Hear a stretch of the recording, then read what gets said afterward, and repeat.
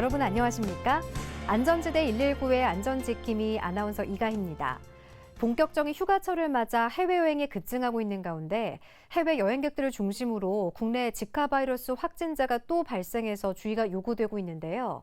거기에 브라질 리우올림픽을 앞두고 있어 질병관리본부는 출국자들의 감염병 발생을 예방하고 국민의 건강을 보호하기 위해 리우올림픽 감염병 대응 종합계획을 마련하고 총력을 다해 대응할 계획이라고 밝혔습니다. 대책본부는 브라질 방문 중 증상 발생 시 문의할 수 있는 질병관리본부와 임시형사사무소 콜센터를 각각 운영하고 선수단 의료진, 코리아하우스, 임시형사사무소 간 원활한 협진 의료체계를 운영하며 설사, 발열, 발진과 같은 증상 발생자의 일일 모니터링과 24시간 대응체계를 운영할 계획이라고 합니다. 그런가 하면 서울과 수도권 시민들의 눈과 귀가 되어 실생활에 유익한 각종 안전정보를 제공해온 시민의 방송 TBS가 상암시대를 열었는데요. 새로운 곳에서 시민들의 하루 24시간 매일매일이 안전하고 행복한 나날이 되게끔 더욱 열심히 달려나가겠습니다. TBS TV 시민안전지킴이 안전지대 119. 안전지대 119는 이번 상암시대 개막을 맞아 특집으로 꾸며보고자 합니다. 방심하는 순간 우리를 덮쳐와 나와 내 가족, 우리 이웃과 대한민국 전체를 순식간에 돌이킬 수 없는 슬픔 속으로 빠뜨려버리는 크고 작은 재난들. 우리의 안전을 위협하는 생활 주변의 사고 재난들을 하나씩 차근차근 짚어보는 안전 재점검 시간으로 꾸미고자 합니다. 오늘 함께 점검해볼 안전이 필요한 곳입니다.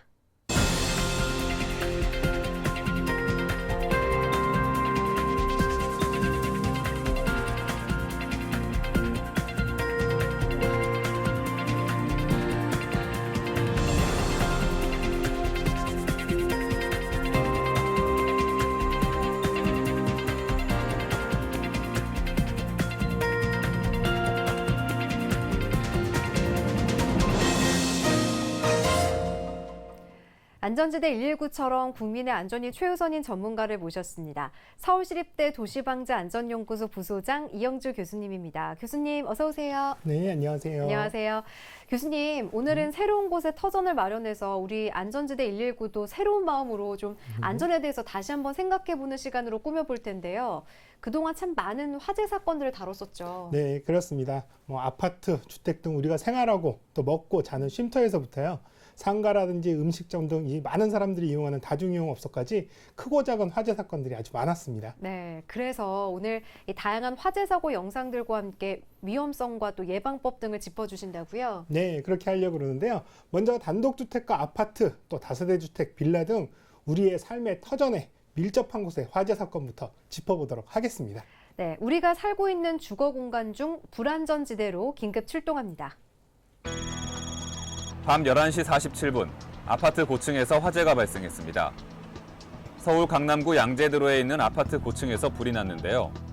검은 연기를 동반한 시뻘건 불길이 베란다 문 밖으로까지 무섭게 번지고 있습니다. 거실에 켜놓은 향초에서 불이 번져 주민 100여 명이 긴급 대피했습니다. 낮 12시 18분, 서울 송파구 백제 고분로에 있는 다세대 주택에서 화재가 발생했습니다. 주택 5층에서 검은 연기를 동반한 불길이 솟고 있는데요. 이 화재로 10명의 거주자가 긴급 대피하고 1명이 연기를 흡입해 인근 병원으로 옮겨졌습니다. 새벽 4시 57분, 강서구 양천로에 있는 아파트에서 시커먼 연기를 동반한 불꽃이 베란다 밖으로 무섭게 치솟고 있습니다. 아파트 거실에서 시작된 불로 70대 남성이 3도 화상을 입고 주민 4명이 연기를 흡입했는데요. 많은 이들이 모여 사는 아파트에서 하마터면 수많은 인명피해가 날 뻔한 아찔한 현장이었습니다. 이 끊이지 않는 주택 화재 사고 중에 그중에서도 가장 안전하고 편안해야 할 주거 공간에서의 화재 예방, 이게 가장 중요할 것 같아요. 네, 그렇습니다. 아파트에서 화재가 났을 때 소중한 생명을 잃는 참사를 막기 위해서는요. 네. 이 경량 칸막이의 역할 그리고 사용법을 잘 알아두셔야 한다는 것 말씀드린 적이 있는데요. 네. 이 발코니 등의 경계벽을 두드리면요. 가볍게 이렇게 통통 소리가 나는데요. 네. 이렇게 섞어보드와 같은 부수기 쉬운 재질로 되어 있어서 망치나 발로 차면 이렇게 부서지게끔 되어 있거든요. 그런 후에 옆집으로 탈출하게 되면 화재로부터 생명을 지킬 수가 있습니다. 네, 그러니까 경량 칸막이가 있는 부분 부분에 장애가 되는 뭐 붙박이장이나 세탁기 등을 설치하지 않는 게 좋겠네요. 예, 맞습니다. 정작 경량 칸막이를 부시고 갔는데 네. 옆집에 이를테면 아이고. 세탁기라든지 이래서 이제 장애를 입는 그런 아. 경우가 있거든요. 네. 그리고 또 다세대 주택이라든지 아파트와 같이 여러 세대가 함께 사는 건물에서는 주민들의 안전의식 이런 것들이 생활화돼야겠습니다. 네. 공용복도라든지 계단에 자전거, 또 가전도구, 종이박스류 등을 이제 피난에 장애가 되는 물건들을 적치하는 일들이 많은데요. 이런 일은 없도록 잘 관리가 돼야 되겠습니다. 그렇겠네요. 자, 이번에는 많은 사람들이 이용하는 상가나 음식점 등 다중 이용업소 화재 현장입니다. 시뻘건 불길이 건물을 집어삼킬 듯 맹렬한 기세로 타오르고 있습니다. 새벽 시간 서울 강남구 언주로에 있는 주상복합 건물에서 불이 났습니다. 불이 나자 같은 건물에 있던 2명이 대피하고 3명이 긴급 구조됐습니다. 새벽 3시 57분 서울 강남구 설릉로에 있는 상가에서 불이 나 16명이 긴급 대피하는 소동이 빚어졌습니다. 대피하는 과정에서 1명이 연기를 흡입해 병원으로 옮겨졌는데요. 다행히 인명피해는 없는 것으로 전해졌습니다. 시커먼 연기를 동반한 불꽃이 세차게 건물을 뒤덮고 있습니다. 밤 11시 39분 서울 마포구 서교로에 있는 음식점에서 화재가 발생했습니다. 이 불로 식당 종업원 2명이 대피했습니다. 음식점 종업원이 그릴을 정리하던 중 불이 번졌는데요. 다행히 인명피해는 없었지만 많은 이들이 사용하는 다중 이용시설에서 하마터면 큰 사고로 이어질 뻔한 아찔한 현장이었습니다. 교수님, 다중 이용업소 화재가 더 위험한 이유가 뭘까요? 네. 일단 어느 장소든지 간에요. 사람이 많이 모여 있다라는 거는 위험하다. 또 화재가 났을 땐 더 위험하다. 이렇게 생각하시면 될 것 같아요. 네. 이렇게 많은 사람들이 동시에 대피를 해야 되는데요.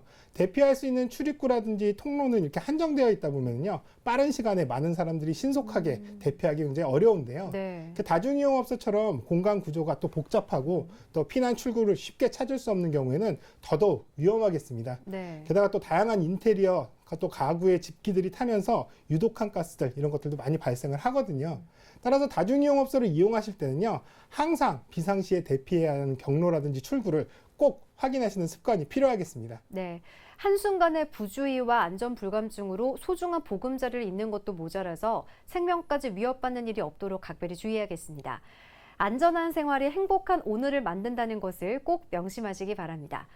자, 이번에는 1초의 방심도 허용되지 않는 곳, 바로 차들이 쌩쌩 달리는 도로 위 사고들 정리해봤습니다. 먼저 추돌 충돌 사고 현장으로 긴급 출동합니다. 저녁 8시 8분 서울 동대문구 답심리역 버스 전용차로에서 하남시로 주행 중이던 버스가 승용차와 정면 충돌하는 아찔한 사고가 발생했습니다. 이 사고로 버스에 타고 있던 승객 2명과 승용차 운전자가 부상을 당했습니다. 새벽 1시 23분 노원구 수락터널 내에서 사고가 발생했습니다. 의정부에서 구리 방향으로 달리던 승용차가 터널 안에서 전복된 사고인데요. 이 사고로 20대 운전자가 크게 다쳐 병원으로 옮겨졌습니다. 오전 9시 20분 강동구 강동대교에서 구리 방향으로 주행 중이던 차량이 좌측 가드레일을 들이받은 후 중앙분리대를 정면으로 충돌했습니다. 도로에 흩어진 파편이 사고 당시의 충격을 여실히 보여주고 있는데요. 이 사고로 운전자가 다쳐 인근 병원으로 이송됐습니다. 야, 이 교통사고 영상들 다시 보니까 정말 아찔한데요. 이렇게 끊이지 않는 추돌 충돌 사고, 대체 주된 원인이 뭘까요? 네, 차량 전복, 또 연쇄 충돌 등 대규모 교통사고는요. 대부분 부주의 아니면 또 과속에 의한 사고인데요. 네. 과속만 하지 않는다면요. 급작스러운 상황에 어느 정도 대처가 가능하기 때문에 큰 사고로 이어질 확률도 그만큼 적어지거든요. 따라서 항상 정속주행을 하시든지 아니면 안전하게 감속주행하시는 걸 당부드리겠습니다. 네. 그리고 또 터널 안에서 사고가 났을 때 대피가 쉽지 않아서 위험하잖아요. 게다가 터널 안에서 차량에 불이라도 나면은 정말 또 대피하기가 쉽지 않을 텐데 터널 안 대피법 한번 짚어주시죠. 네, 지난번에도 말씀드린 것 같은데요. 터널 내에서 가장 위험한 것이 이렇게 유독가스 중독이기 때문에요. 네. 유독가스가 발생하기 전에 초기 진화를 잘 해야 되는데요. 자신의 차량 내에 있는 소화기가 있다면은요, 그걸 꺼내서 신속하게 진압을 하시면 되겠고요. 네. 소화기가 없다면 터널 내에 약 40m 간격으로 이렇게 소화기가 배치돼 있으니까 네. 그 소화기를 신속히 찾아서 불을 끄시는 게 좋겠습니다. 이 과정에서 연기가 발생을 하고 있고 상당히 많이 발생을 했다면 유독가스를 마시지 않도록 몸을 최대한 낮추고요. 네. 대피소로 아니면 터널 밖으로 신속하게 이동을 하시는 게 좋겠습니다. 또 차량 화재를 발견한 운전자는 신속하게 119에 신고를 하셔야 되고요. 또 터널 진입 금지 차단막, 또 환기팬이 작동할 수 있도록 이렇게 하는 게 좋겠습니다. 네. 차량을 놓고 대피소로 피신하실 때 가장 중요한 거는요. 차량에 열쇠를 꽂아 두셔야 된다는 겁니다. 네. 그래야 출동한 소방관들이 재빨리 차량들을 옮기고 소방 진입 차량들이 접근을 할 수 있기 때문인데요. 터널 내 화재 사고는 과속, 끼어들기 이런 안전운행을 하지 않아서 발생하는 경우가 대부분이기 때문에 항상 터널 내에서는 더더욱 교통법규에 준수하셔야 되겠습니다. 네. 자, 이번에는 차가 그리고 사람이 차 밑에 깔리는 아찔한 차량 사고 현장으로 긴급 출동합니다. 오후 2시 15분 서울 광진구 면목로 앞 도로에서 어린이가 버스에 깔리는 사고가 발생했습니다. 면목로에서 천호대로 방향으로 진행 중이던 버스 앞을 반대편에서 건너오던 9살 난 어린이가 운전석 범퍼에 부딪히면서 버스 밑에 깔렸는데요. 이 사고로 아이는 손과 발을 다쳤지만 119 구조대의 신속한 구조 덕에 큰 부상은 없는 것으로 전해졌습니다. 밤 10시 47분 서울 서대문구의 한 빌딩 앞 도로에서 사고가 나 119 구조대가 급히 출동했습니다. 주행 중이던 오토바이가 트럭 뒤를 치면서 오토바이 운전자가 트럭 밑에 깔렸는데요. 이 사고로 오토바이가 파손되고 운전자가 골절을 입는 등의 피해를 입었습니다.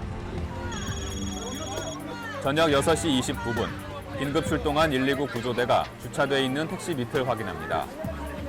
서울 중구 다산로에 있는 이면 도로에서 좌회전하던 택시가 30대 여성을 치면서 여성이 차량 밑으로 깔린 상황입니다. 119 구조대의 빠른 응급처치로 여성은 생명에 지장이 없는 것으로 전해졌습니다. 다양한 차량 사고들 정말 무서운데요. 오토바이나 어린아이가 버스 밑에 깔리는 사고를 보니까 충격적이에요. 이런 어처구니 없는 사고를 막기 위해서 꼭 조심해야 할 점은 어떤 게 있을까요? 네, 우리가 보행 중에 우선 대형 차량 후면이라든지 측면을 지날 때는요. 네. 차량이 움직이려고 하는지 또 움직이는지 여부를 항상 주의하면서 이동을 하시는 게 중요하겠고요. 네. 또 가급적이면 대형 차량의 후방에 있지 않도록 하는 게 좋겠습니다. 네. 왜냐하면 대형 차량 같은 경우는 운전자가 후방을 제대로 잘 보기가 좀 어렵거든요. 그렇겠죠. 또 혹시라도 이렇게 이제 끼임 사고가 발생하는 경우에는요, 그 운전자는 차량에서 내려서 바닥과 차량 사이에 사람이 깔렸는지 여부를 우선 확인하셔야 되고요. 네. 깔리신 분은 또 본인이 깔렸다는 부분들을 정확하게 좀 큰 소리로라도 이렇게 인지할 수 있도록 알려주시는 거 중요합니다. 또 혹시라도 사람이 끼인 경우에 무리하게 차량을 이동해서 사람을 꺼내려고 하면 오히려 더 큰 부상을 당할 수가 있거든요. 그래서 주변 분들의 도움을 받거나 119 등의 도움을 받아서 차량을 안전하게 조치한 후에 구조를 하시는 것이 맞습니다. 네. 또 일단 브레이크나 이런 이제 차량 내에 결함이 있는지 이런 것들 차량의 기본 정비는 당연히 잘 하셔야 되겠고요. 네. 또 급정거라든지 위기 상황에서 차량이 말을 잘 듣지 않아 사고가 나는 경우도 많으니까 이런 부분도 항상 유의하셔야겠습니다. 그리고 전방주 시에 무리를 주는 이런 졸음이라든지 음주운전 당연히 해서는 안 되겠죠.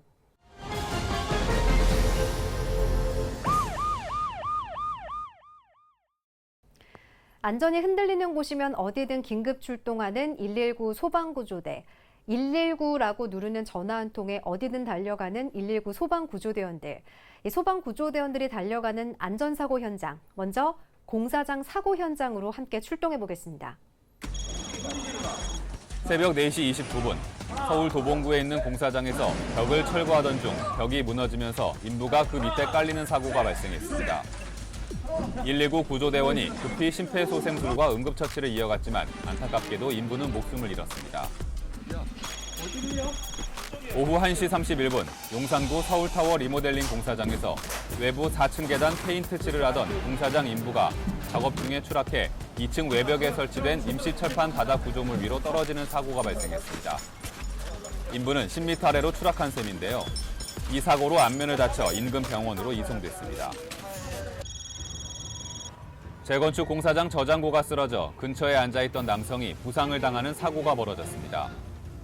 오후 1시 11분 서울 영등포구 은행로의 한 재건축 공사 현장에서 높이 9m, 지름 3m의 원통형 저장고가 무너지면서 저장고 안에 있던 내용물이 인근 도로에 쏟아져 도로가 황토색 흙탕물로 뒤덮이고 이 사고로 공사장 옆 의자에 앉아있던 50대 남성은 부상을 입어 병원으로 급히 이송됐습니다. 다행히 생명에는 지장이 없는 것으로 전해졌습니다. 빈번히 일어나고 있는 공사장 사고, 안전에 대한 경각심을 버려서는 안 되겠습니다. 추락, 붕괴, 크레인 사고 등 끊임없이 이어지고 있는 공사장 사고로 인명피해를 입는 분들이 많습니다. 네, 그렇습니다. 전국적으로 공사장 사고가 연일 계속되고 있는데요. 건물의 증축 공사장에서 천정이 무너져서 사고를 당하는가 하면은요. 네. 또 페인트 칠을 하다가 계단에서 추락하는 등 이 공사장 사고가 끊이지 않고 있습니다. 지자체는 특별 안전점검을 통해서 시설물의 위험성 여부, 또 공사장의 위험 요소, 그리고 안전수칙은 잘 이행했는지 여부를 점검해야겠습니다. 네. 특히 또 비가 잦아지는 요즘 같은 계절이 되면은요, 공사장 관련 사고가 더더욱 많아지거든요. 그래서 더 걱정입니다. 그렇겠네요. 우리 생활 주변을 포함해서 작업장, 건축 공사장에서 이 부주의나 안전 수칙을 지키지 않아서 일어나는 각종 안전사고에 대한 각별한 주의가 필요하겠습니다. 조심하고 또 확인하는 작은 습관이 나와 이웃의 안전을 지키는 최고의 대비 책임을 절대 잊지 말아야겠습니다. 저녁 7시 36분, 파열된 상수도관에서 흘러나오는 물이 길바닥으로 쏟아져 나오고 있습니다. 용산구 이촌로 빗물 펌프장에서 상수도관이 파열되는 사고가 발생했는데요. 경찰 조사에 따르면 한강로 빗물 펌프장에서 공사를 하다가 매설돼 있던 600mm 상수도관 연결부가 파열돼 인근 주택 37가구가 침수돼 주민 48명이 대피했고, 이 대피하는 과정에서 60대 여성이 어깨를 다쳤습니다. 출동한 119 현장 구조대는 누수로 인해 주택에 들어찬 토사를 제거하는 작업과 물빼기 작업을 동시에 벌였습니다. 이 과정에서 이촌동과 용문동 일대 500여 가구가 1시간가량 단수돼 불편을 겪었습니다. 밤 12시 54분, 서울 중구 퇴계로에서 큰 물줄기가 쉴 새 없이 도로 위로 용솟음 치고 있습니다. 노후된 배관이 균열돼 누수 사고가 발생했는데요. 잊을만 하면 발생하는 수도관 누수 사고로 인해 주민들이 큰 불편함을 겪어야 하는 만큼 근본적인 재발 방지 대책이 시급해 보입니다. 노후된 상수도관으로 인해서 누수 사고가 빈번히 일어나고 있습니다. 네, 뜻하지 않은 누수 사고로 인해서요, 도로가 침수가 되는가 하면 또 주민들이 불편을 겪는 가 종종 발생을 하는데요. 네. 이것 때문에 땅꺼짐, 또 누수에 대한 피해를 입지 않도록 도시가스 매설 작업 등 상수도 공사를 할 때 항상 노후된 곳은 없는지 신경을 써서 진행을 해야 되겠습니다. 네, 이번에는 많은 이들의 가슴을 아프게 했던 스크린도어 사고에 대해서 짚어보겠습니다.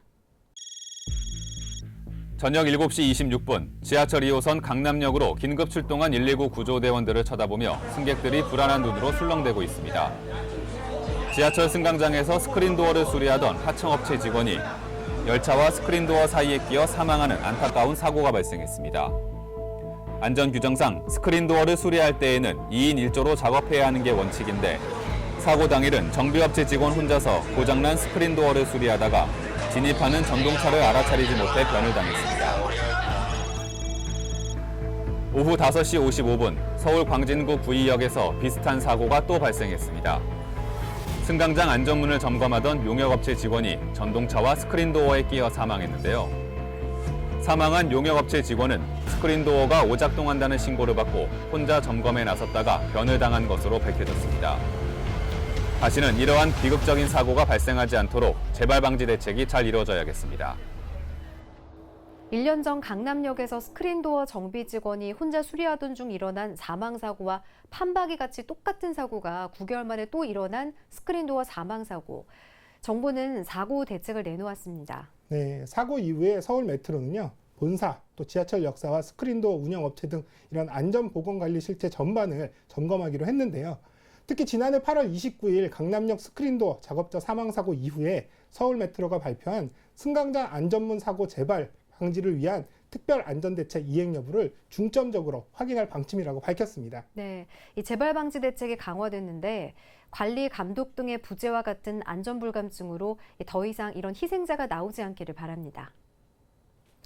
크고 작은 사고로 우리 사회에서 안전이 최대 화두가 되고 있는 이때 TBS TV가 새로운 곳에서 둥지를 틀었는데요. 새로운 마음가짐으로 더욱 새롭게 도약하기 위해 국민의 안전을 위해 힘쓰고 계시는 서울소방재난본부 권순경 본부장님이 안전에 대한 당부 말씀을 보내주셨습니다. 먼저 수도권과 서울의 대표 공익방송이자 시민과 소통하는 TBS의 상암시대 개막을 진심으로 축하드리며 앞으로도 시민과 함께하는 늘 좋은 방송이 되길 기원하겠습니다. 안전 항상 강조해도 지나치지 않습니다. 그리고 얼마나 중요한지 우리 스스로도 잘 알고 있습니다. 하지만 크고 작은 안전사고가 해마다 끊이지 않고 발생해 국민들뿐 아니라 안전을 담당하는 우리 소방 공무원들에게도 상심을 안겨주고 있습니다. 모든 사고와 재난의 원인은 특별한 것이 결코 아닙니다. 우리 모두가 잘 알고 있는 것처럼 사소해 보이지만 지키지 못한 작은 안전수칙 하나에서 모든 재난은 출발합니다.